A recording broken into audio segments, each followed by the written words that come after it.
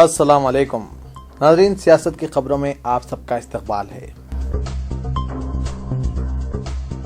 آگرہ میں تقریباً 100 افراد کو مبینہ جبر کے ساتھ دوبارہ ہندو بنانے کے واقعے نے حکومت کے خلاف آج پارلیمنٹ کے اندرون اور بیرون ہر طرف سے تنقیدیں شروع کر دی، جبکہ اس واقعے کے پس پردہ RSS کی تنظیم کے خلاف FIR درج کر لیا گیا ہے۔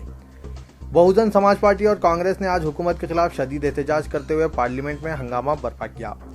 اپوزیشن پارٹیوں نے اسے غیر قانونی قرار دیا اور سخت کارروائی کا مطالبہ کیا، مگر حکومت نے اس مسئلے سے اپنا دامن جھاڑتے ہوئے کہا کہ اس کا کوئی رول نہیں ہے اور یہ کہ لا اینڈ آرڈر ریاستی موضوع ہے۔ اپوزیشن والوں نے وزیر اعظم نریندر مودی کی مداخلت کا تقاضا بھی کیا۔ BJP قائدین نے دعویٰ کیا کہ تبدیلی مذہب رضاکارانہ ہوا اور یہ کہ اس میں کوئی جبر نہیں کیا گیا۔ آگرہ میں صدر بازار پولیس نے کل رات دیر گئے دھرم جاگرن منچ اور اس کے UP کنوینر نند کشور کے خلاف FIR درج کرتے ہوئے اس واقعے کی تحقیقات شروع کر دی۔ پولیس نے ایک شخص جس کی شناخت اسماعیل کی حیثیت سے کی گئی، جو دوبارہ تبدیلی مذہب کرنے والوں میں شامل ہے، اس کی شکایت پر مقدمہ تعزیرات ہند کے سیکشن 153A، سیکشن 415 دھوکے بازی کے ذریعے کے تحت درج کیے گئے ہیں۔ FIR میں الزام عائد کیا گیا ہے کہ منتظمین کی جانب سے وعدے کیے گئے جن میں ہندو مت اختیار کرنے والوں کو BPL کارڈ کا حصول اور ہاؤسنگ پلاٹس کی فراہمی شامل ہے۔ راجیہ سبھا میں یہ مسئلہ اٹھاتے ہوئے BSP سربراہ مایاوتی نے الزام عائد کیا کہ RSS کے ملحق بجرنگ دل نے آگرہ میں جبر اور لالچ کے ذریعے بعض مسلم خاندانوں کو ہندو بنا دیا ہے۔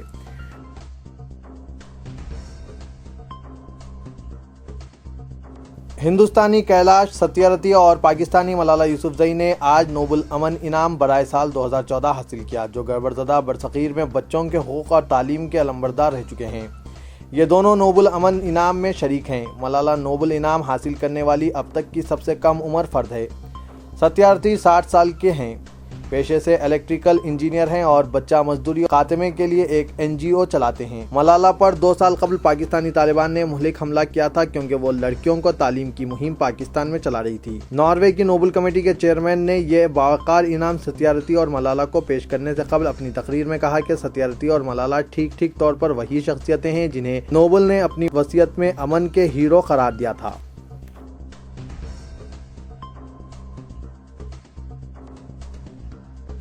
بالی ووڈ کے افسانوی اداکار دلیپ کمار کی صحت بہتر ہونے کے بعد آج ہاسپٹل سے ڈسچارج کر دیا گیا۔ انہیں عارضہ تنفس کی شکایت پر دواخانے میں شریک کروایا گیا تھا۔ لیلاوتی ہاسپٹل میں ماہر امراض تنفس ڈاکٹر جلیل پارکر نے بتایا کہ دلیپ صاحب اب بہتر محسوس کر رہے ہیں۔ انہیں پھیپھڑوں کا انفیکشن ہو گیا جس کا علاج کر دیا گیا ہے اور انہیں آج گھر جانے کی اجازت دے دی گئی ہے، جبکہ 91 سالہ دلیپ کمار کو ہفتے کی شام سردی اور سانس لینے میں تکلیف کی شکایت پر شریک کروایا گیا تھا، جہاں پر ماہر ڈاکٹروں کی ایک ٹیم نے ان کا علاج کیا تھا۔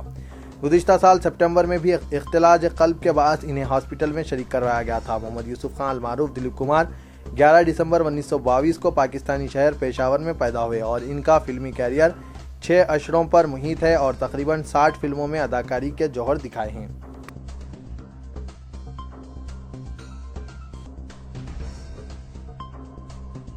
وزیر اعلیٰ کے چندر شیکھر راؤ نے عنقریب مستقر سدی پیٹ کو ضلع کا درجہ دینے، ریلوے لائن سے مربوط کرنے، کسانوں کو زراعت کے لیے آبپاشی کی سہولیات سے مالا مال کرنے کا اعلان کیا۔ انہوں نے تلنگانہ NGOs بھون کی گولڈن جوبلی کا افتتاح کرتے ہوئے NGOs بھون کی مزید نئی عمارت کی تعمیر کے لیے اپنے فنڈ سے 50 لاکھ کی منظوری کا اعلان کیا۔ اس طرح وکلاء کے لیے ایڈوکیٹ کالونی کے نام سے نئی کالونی کی تعمیر اور کانفرنس ہال کی عمارت کا تیقن دیا۔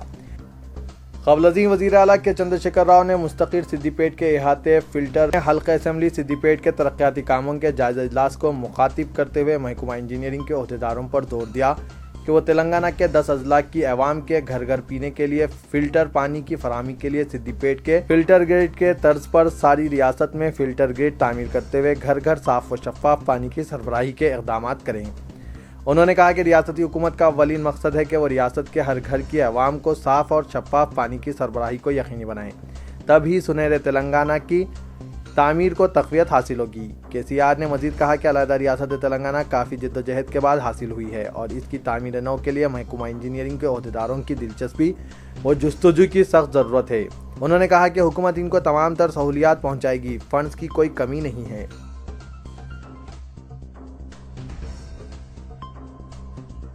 اقتدار کے حصول سے قبل وزیر اعلیٰ کے چندر شیکھر راؤ نے پرانے شہر میں ریس کورس اور چنچل گوڑہ جیل کی منتقلی کا وعدہ کیا تھا، لیکن اب ذرائع سے موصولہ اطلاعات کے بموجب حکومت نے ریس کورس کی منتقلی کا منصوبہ ترک کر دیا ہے۔ وزیر اعلیٰ کے چندر شیکھر راؤ نے انتخابات سے قبل کیے گئے اعلانات میں اس بات کا اعلان کیا تھا کہ تلنگانہ راشٹر سمیتی اقتدار حاصل کرنے کی صورت میں پرانے شہر کے علاقے ملک پیٹ میں واقع ریس کورس کو شہر کے نواحی علاقے میں منتقل کر دیا جائے گا اور ملک پیٹ کے اس علاقے کو تعلیمی مرکز کے طور پر فروغ دینے کے اقدامات کیے جائیں گے، لیکن حکومت کی جانب سے اس منصوبے کو ترک کر دیے جانے کی اطلاعات موصول ہو رہی ہے۔ بتایا جاتا ہے کہ مختلف گوشوں کی جانب سے کیے جانے والے تنقیدوں کے علاوہ گنجان آبادی والے اس علاقے کو جوں کا توں برقرار رکھنے کے مطالبے کے پیش نظر حکومت نے یہ اقدام کیا ہے۔ منصوبے کو ترک کرنے کے متعلق کیے گئے سوال کا جواب دیتے ہوئے عہدیدار یہ کہہ رہے ہیں کہ ملک پیٹ کی تنگ سڑکیں اس بات کی اجازت نہیں دے رہی ہیں کہ ریس کورس کے مقام پر تعلیمی مرکز قائم کیا جائے۔ ریاستی وزیر تعلیم جی جگدیش ریڈی نے بھی اس مسئلے پر عہدیداروں کے ہمراہ جائزہ اجلاس طلب کیا، لیکن جو نتائج اجلاس کے بعد برآمد ہوئے اس کے مطابق عہدیدار بھی اس بات کے حق میں نہیں ہیں کہ حیدرآباد ریس کورس کو ملک پیٹ سے کسی اور مقام پر منتقل کریں۔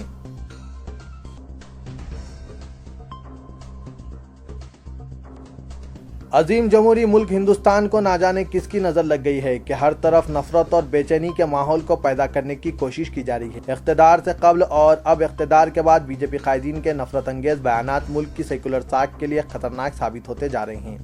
اقتدار سے قبل عوامی اجلاسوں اور اب اقتدار کے بعد ایوان میں تک اپنی نفرت کا اثر چھوڑنے کا ان قائدین کوئی موقع گنوانا نہیں چاہتے۔ مختلف مذاہب کا گلدستہ اور امن کا گہوارہ اس ملک کو سیاسی آلودگی متاثر کرنے کے در پر آ گئی ہے اور ملک کو اس سیاسی آلودگی سے روکنے کے لیے ہر سیکولر شہری کو آگے آنا چاہیے اور یہ وقت کی ضرورت بھی ہے اور تقاضا بھی۔ بی جے پی قائدین نے چناؤ مہم میں نفرت پھیلانے کی ایسی مثالیں قائم کی جس سے سیکولر اقتدار شرمندہ ہو جائے۔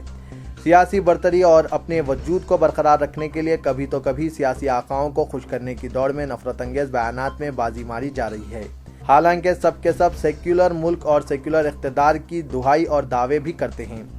سیاست میں مذہب کو شامل کرتے ہوئے اپنی کرسی اور وجود کو برقرار رکھنے کا یہ ماحول یقیناً خطرناک رجحانات کو پیدا کر رہا ہے اور نفرت انگیز تقاریر اور جوابی تقاریر ایک رواج کی شکل اختیار کرتی جا رہی ہے جس کو روکنا انتہائی ضروری اور اہم عمل بن گیا ہے۔ اور تعجب ہے کہ ایسے ہی لوگ اقتدار کی ان بلندیوں پر فائز ہو رہے ہیں جو ملک کے مقاصد اور قانون کا لحاظ نہیں رکھتے اور اس عظیم سیکولر ملک کے ایوانوں کو بھی آلودہ کر رہے ہیں۔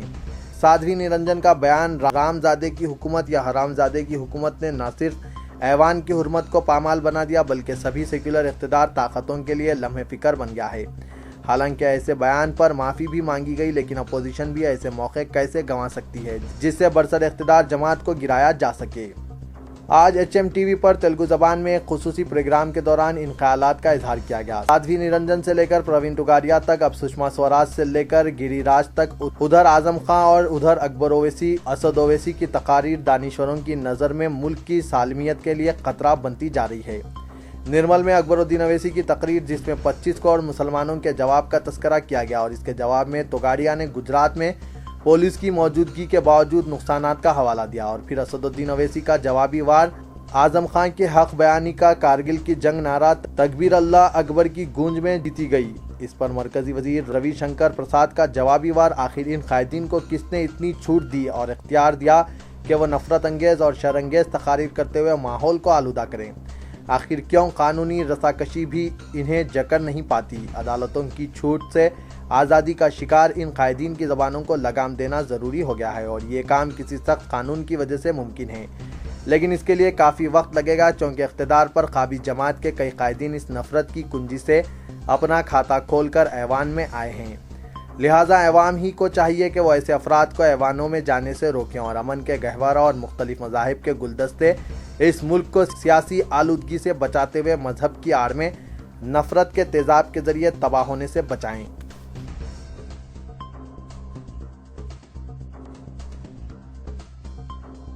تلنگانہ ٹرانسپورٹ ڈپارٹمنٹ نے حیدرآباد اور سائبرآباد پولیس کمشنریٹ حدود میں غیر قانونی ٹیکسی کیب سروسز کے خلاف بڑے پیمانے پر کارروائی شروع کر دی ہے۔ دہلی میں اوبر کیب ڈرائیور نے مبینہ طور پر خاتون کی عصمت ریزی کی اور اس واقعے پر ملک بھر میں عوامی برہمی کا اظہار کیا جا رہا ہے۔ حکومت تلنگانہ بھی محفوظ سفر کو یقینی بنانے کے مقصد سے بڑے پیمانے پر مہم شروع کی ہے۔ Hyderabad joint transport commissioner T Raghunath نے بتایا کہ کیبس ٹیکسی کو دیے جانے والے لائسنس پرمٹ سے متعلق دستاویزات کی تفصیلی جانچ کی جا رہی ہے۔ اگر کوئی قواعد کی خلاف ورزی کا مرتکب پایا جائے تو اس کے خلاف کارروائی کی جائے گی۔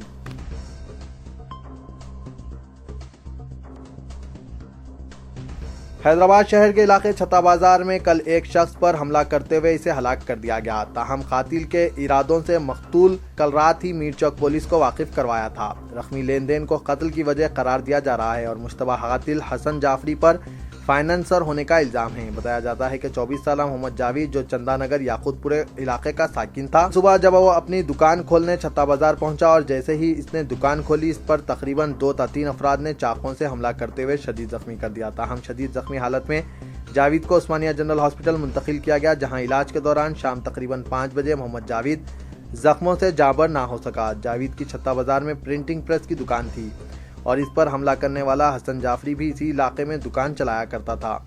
دونوں میں رقمی لین دین کا معاملہ تھا۔ جاوید کے خاندانی ذرائع کے مطابق اس رقمی لین دین کے تعلق سے دونوں میں بحث و تکرار گزشتہ چند روز سے جاری تھی اور گزشتہ روز حسن نے جاوید کو جان سے مار دینے کی دھمکی بھی دی تھی۔